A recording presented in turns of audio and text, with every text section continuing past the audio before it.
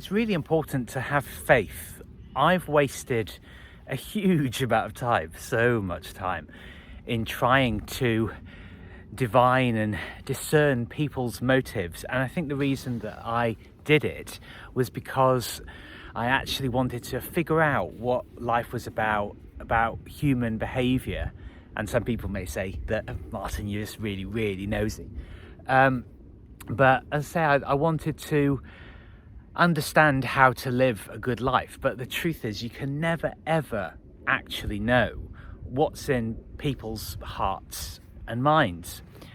However, but one of the things that I have observed is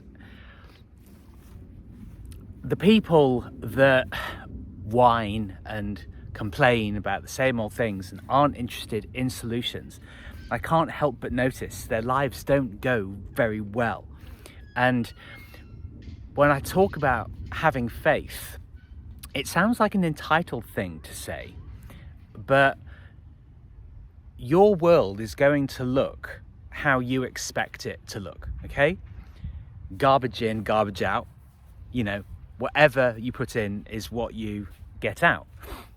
And so if you're whining and complaining and talking about injustices all the time, it's a logical conclusion that your life isn't going to go very well. And we all know that whatever we're thinking and feeling, that we attract the same kind of energy in what happens for us, you know, what happens in our lives. So if you go into things thinking they're not going to work, well, the likelihood is that they won't. But if you go into things thinking that they will work and that you'll be able to find solutions to whatever hardships and actually come to love those hardships, those shaping and, you know, decisive moments where you actually take charge of your life, because complainers are not in control. Because when you're complaining about things that are happening outside of you, well, you're always subject to those. You're always a victim of those. You're not in control. You're not in charge. And there's very little actually that we can control. Certainly can't control other people and world events, all this kind of stuff. And people talk and talk and talk. They don't actually do anything because, frankly, and this is going to sound black-pilled, but there's very little that we can actually do about a lot of things.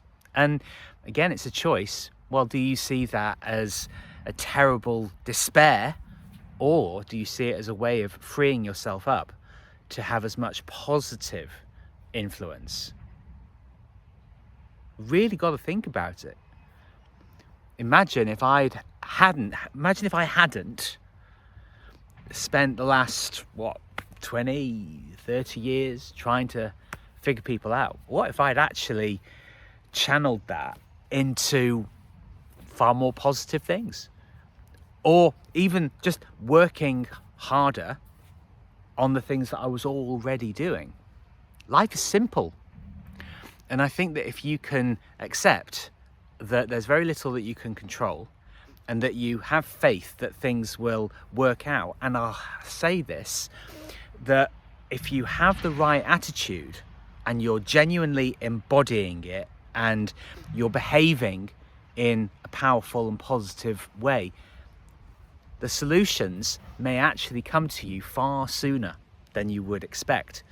I think it's always worth allowing life to surprise you, because it can. it really can. And things that are weighing on your mind, if you, thank you, he agrees, you see, my friends agree with me, that things can sort themselves out so quickly and so magically and so beautifully that you think, in the future, I'm going to worry less and I'm going to do more.